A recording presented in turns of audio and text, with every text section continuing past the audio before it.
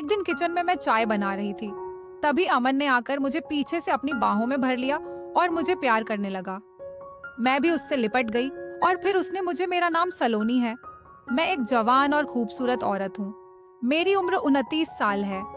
पति के चोट लगने के बाद मैं एकदम से अकेली पड़ गई। वो पूरा दिन एक कमरे में पड़े रहते थे, चलने फिरने में भी वह असमर्थ थे। एक दिन मैं घर में बैठी, तभी दरवाजे की घंटी बजी, तो दौड़कर मैंने दरवाजा खोला। सामने लगभग 202 साल का एक हैंडसम लड़का खड़ा था। उसने वहीं खड़े दरवाजे के बाहर से ही अपना परिचय दिया। मैं अमन हूँ, कविता जी का बेटा। मम्मी ने आपको मैसेज किया होगा। मैंने कहा हाँ, अंदर आओ, कहकर मैंने दरवाजे पर जगह बना दी। अमन संकोच करता हुआ अंदर आ गया और कहने लगा, जी मैं आज ही यहाँ आया हूँ। आपको तकरीबन 7 साल पहले देखा था, तब मैं स्कूल में पढ़ रहा था। आपकी शादी का कार्ड भी हमारे घर आया था। तब मेरे स्कूल के एग्जाम थे, इसलिए आपकी शादी में मैं शामिल नहीं हो सका। मैं यहाँ कॉलेज की पढ़ाई के लिए आया हूँ और यह लीजिए, मम्मी ने यह सामान आपके लिए भेजा है। यह कहकर उसने एक बैग दिया। मैंने देखा तो बैग में बगीचे के ताजा फल, सब्जियां, अचार वगैरह था। मैंने खुशी खुशी से थैंक यू बोलकर बैग ले लिया और उसको कहा कि जल्दी से नहा लो, नहाने के बाद चाय नाश्ता कर लो। मैंने चाय नाश्ता वगैरह दिया। इसी बीच मैंने जोर देकर कहा, तुम यहीं पर रहो, मैं तुम्हारी मम्मी को कह चुकी हूँ, तुम्हें अपनी पढ़ाई लिखाई पर सब कुछ तैयार मिल जाएगा, तुम अपनी पढ़ाई लिखाई पर ध्यान देना।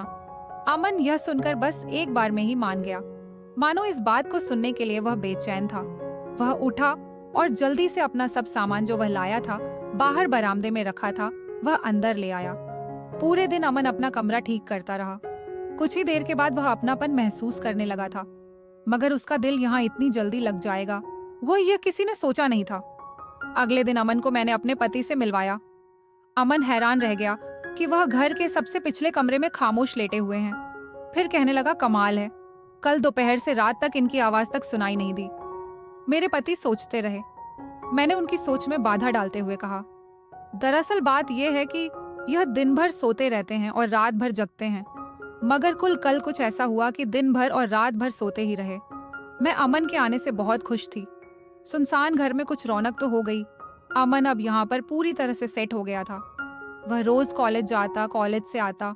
कॉलेज से आने के बाद उसकी रूटीन के हिसाब से वह चलता और पढ़ाई भी मन लगाकर करता। एक दिन अमन किचन में आकर मेरा हाथ बटाने लगा, तो मैं हंसकर बोली, अभी तुम बच्चे हो, तुम्हारा काम है पढ़ना लिखना। जवाब में उसने कहा, पढ़ना तो मेरा काम जरूर है, मगर इतना भी बच्चा नहीं हूँ, मैं पूरे 22 साल का हूँ। मैंने चौंकते हुए उसे देखा। ऐ तो अमन कहने लगा, मैं कॉलेज में पढ़ता हूँ, अब बच्चा नहीं रहा। ये सुनकर मैं चुप हो गई।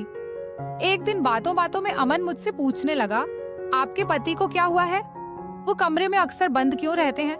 मैंने कहा, वो बिल्कुल फिट थे, पहले अच्छा खासा बिजनेस देख रहे थे, हमारा खुद का कारोबार था, उससे बहुत अच्छी आमदनी होती थी। हुआ ये कि पिछले साल ही एक बिजनेस मीटिंग के लिए वह बाहर जा रहे थे और पता नहीं कैसे उनकी गाड़ी का एक्सीडेंट हो गया और उस एक्सीडेंट में उन्हें बहुत सी चोटें आईं। मैंने सब इलाज कर लिया, लेकिन कोई फर्क नहीं पड़ा। कितने महीनों तक तो वह अस्पताल में ही एडमिट रहे। फिलहाल तो थरथराते हुए चल पाते हैं। 4 कदम चलने में भी पूरे 15 से 20 मिनट लग जाते हैं, इसलिए अपने कमरे में ही थोड़ा बहुत चलते हैं।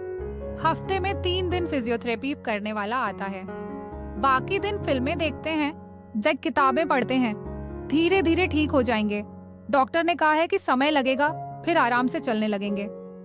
अमन ये सुनकर मेरी तरफ देखने लगा। वह जानता था कि मुश्किल से 7 साल ही हुए होंगे हमारी शादी को। उसने अंदाजा लगाया था। मैंने कहा, हाँ 7 साल हो रहे हैं, लेकिन मैं आपको बहुत पहले से जानता था, मतलब मैंने देखा था आपको हमारे घर आते जाते हुए। आप मम्मी के पास कुछ किताबें लेने आई थी ना? दी हाँ, तब तुम्हारी मम्मी मेरी मैथ्स की टीचर थी और उनको किताबें लौटाने आई थी। उसके बाद मैं दूसरे स्कूल में जाने लगी थी। ऐसे ही कुछ महीने बीत गए। अमन को हमारे यहाँ रहते 4 महीने हो गए थे, लेकिन ये साफ साफ समझ गया था कि हम दोनों की खामोश जिंदगी में फिजियोथेरेपिस्ट के अलावा वही है जो थोड़ा बहुत संगीत की सुरताल पैदा कर रहा था। अमन ने देखा कि बगीचे में काम करने वाले माली वगैरह भी एक बार आए थे, पर कभी कभी कोई बैंक वाला भी आता था। अमन आज बिल्कुल ही फ्री था, इसलिए वह गुनगुनाता हुआ किचन में आया और झट से मेरी दोनों आंखें बंद करके मेरे कान में मुंह लगाकर बोला, सलोनी, आज मैं कर दूंगा सारा काम, तुम इधर आओ और यहाँ बैठो इस जगह। और वह धीरे धीरे से मेरे मुलायम गीले और खुशबूदार बालों को सूंघता हुआ मुझे एक कुर्सी पर बैठाने लगा, लेकिन मैं उसको वहां बैठाकर खुद उसकी गोद में बैठ गई। हम दोनों कुछ पल ऐसे ही रहे, ना हिले डुले ना कुछ बोले, बस चुपचाप एक दूसरे को महसूस करते रहे। 5 मिनट बीते होंगे कि कहीं से कुछ खांसने की आवाज आई तो हम दोनों चौंक गए और घबरा कर मैंने अमन को अपने आप से तुरंत अलग किया। हालांकि अमन की इच्छा नहीं थी कि वह मुझसे अलग हो। अमन मन ही मन बीती दोपहर की उस मधुर घटना को अचानक याद करने लगा और उसके चेहरे पर एक शरारती मुस्कान आ गई और वह मेरे पास आया और धीरे से मेरे बगल में आकर काम करने लगा। मेरे अंदर जैसे बिजली सी दौड़ रही थी। मैं इतनी खुश थी, यह मेरा प्यासा मन ही जानता था, क्योंकि पति के एक्सीडेंट के बाद से मैं तरस गई थी इस प्यार को पाने के लिए। मगर अमन ने मेरा अधूरापन दूर कर दिया था।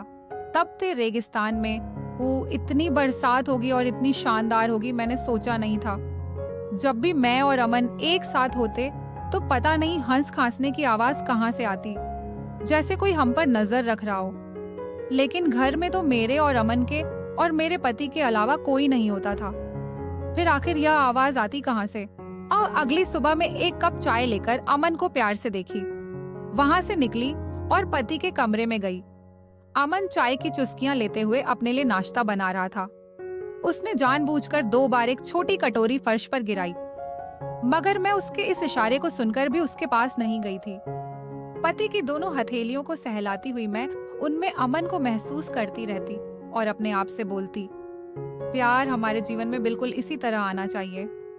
फिर एक दिन किचन में मैं चाय बना रही थी, तभी अमन ने आकर मुझे पीछे से अपनी बाहों में भर लिया और मुझे प्यार करने लगा। मैं भी उससे लिपट गई और हम दोनों एक दूसरे में खो गए। तभी खांसने की आवाज आई। इस आवाज से अमन चौंक गया। हम दोनों एक दूसरे से अलग हुए। अमन के प्यार को पाकर मैं बहुत खुश थी। मैं अमन के यहाँ आने को कुदरत के किसी करिश्मे से कम नहीं मानती थी। अमन को यहाँ 1 साल पूरा होने वाला था और मैं अब खिलकर निखर सी गई थी। अब सुबह शाम और रात रात भर मेरा पूरा जीवन अमन आयत के साथ मस्ती से कट रहा था। कभी कभी मुझे लगता था कि यह सब गलत है, लेकिन फिर मैं सोचती थी कि प्यार करना कोई गुनाह तो नहीं। प्यार वैसे भी हो ही जाता है, चाहे कोई औरत शादीशुदा हो या ना हो, इसमें किसी की गलती नहीं होती। मुझे भी यही लगता था कि इसमें ना मेरी गलती है और ना ही अमन की, लेकिन फिर भी मैं अपने पति का अच्छा होने का इंतजार कर रही थी और मुझे उम्मीद थी कि एक ना एक दिन वह अच्छे जरूर होंगे और फिर से मैं अपनी गृहस्थी में बस जाऊंगी। खैर, सब ठीक ठाक ही चल रहा था, लेकिन मुझे आज तक यह पता नहीं चला आखिर वह खांसने की आवाज थी किसकी। पता नहीं कौन होता था जो चुपके से हमें देखा करता था। तो दोस्तों, कैसी लगी आपको ये कहानी, मुझे कमेंट करके जरूर बताइए। अगर अच्छी लगी हो तो प्लीज लाइक कीजिए, शेयर कीजिए और सब्सक्राइब करना बिल्कुल भी ना भूलें। धन्यवाद।